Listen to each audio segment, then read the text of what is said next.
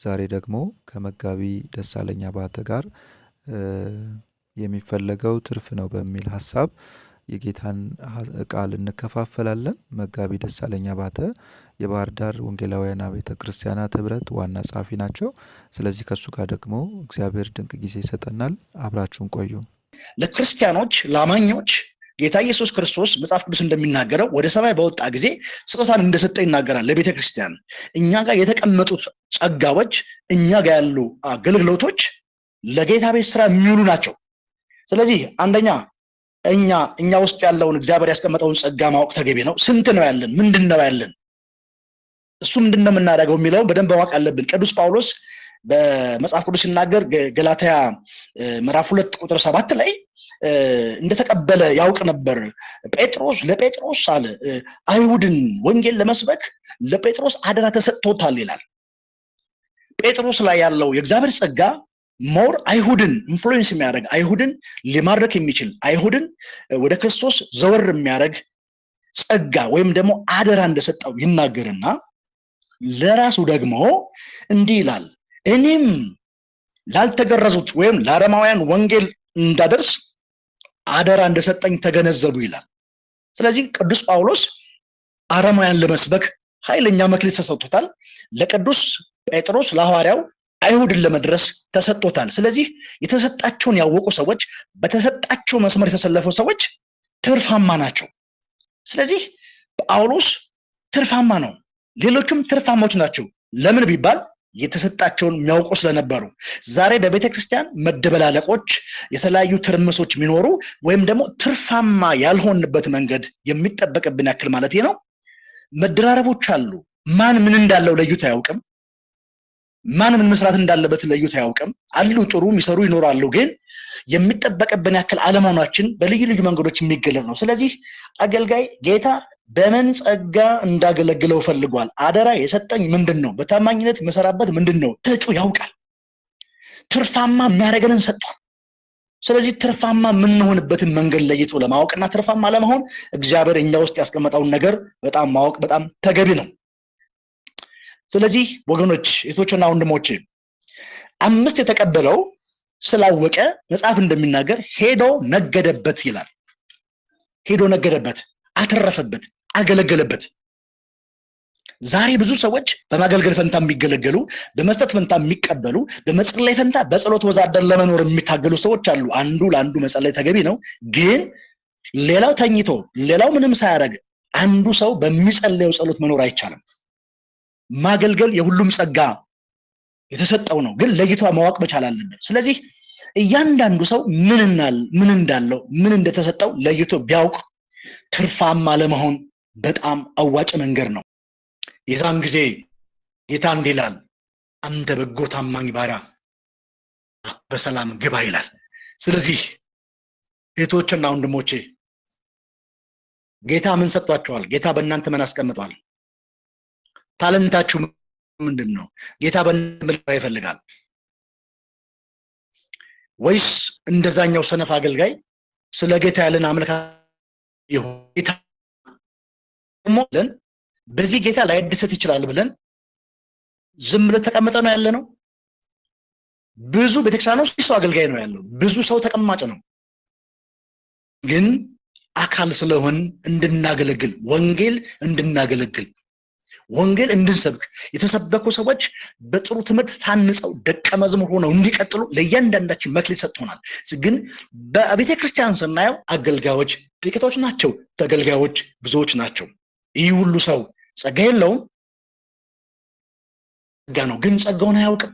ስለዚህ ሁሉ ጊዜ የሚደክሙ የሙሉ ጊዜ የሚባሉት ናቸው። ለምን ሌላው ለምን አያገለግልም? ጸጋውን ለምን ለይቶ አያውቅም? ስለዚህ የተወደዳችሁ አድማጮችና ወንድሞች ልብ ላይ ያለው ጩኸት ይሄ ነው። እግዚአብሔር ትርፍ ይፈልጋል፣ ታማኝነትን ይፈልጋል። እኛ ውስጥ ያስቀመጠውን አምኖ የሰጠንን እንድንሰራበት ይፈልጋል። ታማኝ ሆነን ጊዜያችንን፣ ሀብታችንን፣ ጸጋችንን፣ ምቹ ሁኔታችንን ለእግዚአብሔር ቤት ልናውል ይገባል። ስለዚህ ጠባቂ አንሁን፣ ጸጋለን ጠባቂ አንሁን። ሁላችን ወጠን እንስራ፣ እናገልግል፣ የተሰጠንን ለይተን እንወቅ። የዛን ጊዜ ጌታ ደስ ይለዋል። ቀብረን ከሆነ ዛሬ ንስሐ ልንገባ ይገባል። 5 1 ሲሰጥ የ5 ያክል ልክ አይጠይቀንም ብለን ደግሞ እንደ አንዱ ወይም ደግሞ እንደ ሁለቱ ይጠብቅብናል ማለት አይደለም። ስለዚህ በብዛት የተቀበለ ሰው ብዙ ጸጋ ያለው ብዙ ችሎታዎች ያሉት ብዙ እንደሚጠበቅበት ማሰብ አለበት። ብዙ ሀብት ያለው ብዙ ዕውቀት ያለው ብዙ ኦፖርቹኒቲ ያለው ብዙ ልምዶች ያለው ሰው ጌታ ብዙ ይጠበቅበታል። ለምን? ጌታ ነው የሰጠው። ጌታ ነው የሰጠው። ስለዚህ በሰጠን ምን ያህል እያከበርነው ነው? ምን ያህል እያገለገልነው ነው? ስለዚህ ጌታ ምን አለ? እየጨረስኩ ነው። ምን የምፈልገው ትርፉ ነው። ከነ ትርፉ እወስደው ነበር። ለምን አልነገድክበትም? ለምን አልሰራህበትም? እኔ እንድትሰራበት ነው የሰጠሁ እንጂ እንድትቀብረው አይደለም። ብዙ አሁን የምትሰሙኝ ወገኖች ውስጣችሁ ያለው ጸጋ አይ በዚህ ይሄ ጌታ በዚህ ይሰራበታል ወይ ብዙ አይፈይድም ብዙ ሊሰራ አይችልም በላችሁ ውስጣችሁ ያለውን ጸጋ እንደ ትንሽ ነገር ቆጥራችሁ እንደማይሰራ ቆጥራችሁ ሁሉ ጊዜ ለመገልገል ሁሉ ጊዜ ከሌሎች ለመቀበል የምትጠብቁ በውስጣችሁ ያለው ጸጋ የሚሰራ እግዚአብሔር የሚሰራ ነው። ውስጣችሁ ይሰራል። እንነሳ። መጽሐፍ ሲናገር 5 የተቀበለው ወዲያው ሁሉ ነገደ ይላል። ማገልገል ጀምሩ። አገልግሎት ማለት ደግሜ ልናገር፣ አገልግሎት ማለት ጊዜን፣ ጸጋን፣ ልምድን፣ ሀብትን፣ ምቹ ሁኔታን አቀናጅቶ ለሌላው በታማኝነት በትጋት ለሌላው ጥቅም መዋል ነው። ሁሉን ነገር እኛ ላይ ብንከምረውና ሌሎችን ባይጠቅም ምን ትርፍ አለው? ምን ትርፍ አለው? ስለዚህ ልዩ ልዩ ጸጋ ያላችሁ ልዩ ልዩ ኦፖርቹኒቲ ያላችሁ እህቶችና ወንድሞች አነሳሳችኋለሁ። እግዚአብሔር ብዙዎችን ማገልገል ይፈልጋል። ብዙዎችን መታደግ ይፈልጋል። እግዚአብሔር የተመሰገነ ይሁን። ስለዚህ አንደኛ ምን እንደተሰጠን ለይተን እንወቅ። ሁለተኛ በተሰጠን ነገር ላይ በታማኝነት እናገልግል፣ ትርፋማ እንሁን። የዛን ጊዜ በጌታ ፊት ስንሆን አናፍርም። አንተ በጎ ታማኝ ባሪያ ወደ ጌታ ደስታ በሰላም ለመባል ያለንን ጸጋ አውቀን ባለን ጸጋ በትጋት የእግዚአብሔርን መንግስት ስናገለግል እግዚአብሔርን ስናገለግል እግዚአብሔር ትርፍ ይፈልጋል። የሚያሰፋ ነው፣ የሚያበዛ ነው፣ እስራትን የሚበጥስ ነው፣ ቀንበርን የሚሰብር ነው፣ ጨካን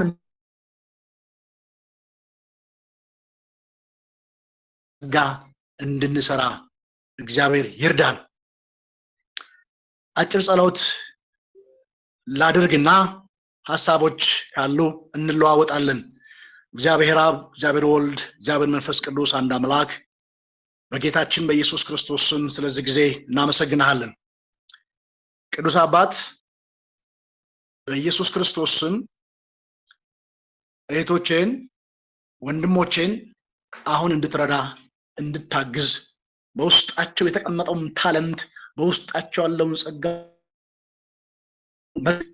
እንዲያውቁ አውቀው በትጋት እንዲያገለግሉ ትርፍ ለቤትህ እንዲያመጡ አንተ እንድትደሰት እኛም ወደ ጌታ ደስታ በሰላም ግባ እንድንባል እግዚአብሔር ሆይ በምድር ስንኖር አገልግሎት እየኖርን እያለ ከአገልግሎት ውጭ የሆነ የክርስቶስ አካል ሁሉ አሁን እንዲንቀሳቀስ በጌታችን በኢየሱስ ክርስቶስ እንጸልያለሁ። በጌታ በኢየሱስ ስም አሁን ይህንን ቃል ይህንን ድምፅ እየሰማች ያለች ነፍስ በጌታ በኢየሱስ ክርስቶስ ስም ውስጥ ያለውን ጸጋ በመለየት በውስጧ ጸጋ በታማኝነት በመስራት ትርፍ በማስገኘት የእግዚአብሔር መንግስት በማስፋት ጌታዋን ደስ በማሰኘት ወደ ጌታ ስትሄድ አንቺ በጎ ታማኝ ባሪያ አንተ በጎ ታማኝ ባሪያ ደስታ በሰላም ግባ የሚባል አክሊል የሚሰጠው እስኪሆን ድረስ እግዚአብሔር አምላክ ሊያበቃ የሚችል ጸጋ አሁን በኢየሱስ ክርስቶስ እንዲለቀቅ ጸልያለሁ። ውስጣችን እንዲነሳሳ ጸልያለሁ። ልባችን እንዲነሳሳ ጸልያለሁ። ውስጣችን እንዲቃጠል ጸልያለሁ። እኛ ውስጥ ያለው ጸጋ አቤቱ ፍሎሪሽ እንዲያደርግ እንዲያብብ እንዲያፈራ እንዲወጣ በኢየሱስ ክርስቶስ እንጸልያለን። ሁሉ ጊዜ ከምንጠብቅ ይልቅ አገልጋዮች እንደሆነ እንዲሰማን እንድናምን መንፈስ ቅዱስ እንዲረዳ እንጸልያለን። ጌታ እግዚአብሔር ሆይ ለኔም ለተናጋሪው በውስጤ ባስቀመጥከው ጸጋ እኔ ጋር ያስቀመጥከውን ነገር በማቀናጀት ለሌሎች በአግባቡ ትርፋማ የማደርግበት መንገድ ከዚህ ላይ እንድትጨምርልኝ እጸልያለሁ። አቤቱ ክብር በሰማይ ክብር በምድር ለአንተ ይሁን። ስለሰማህን እናመሰግናለን። በጌታችን በኢየሱስ ክርስቶስ ስም አሜን።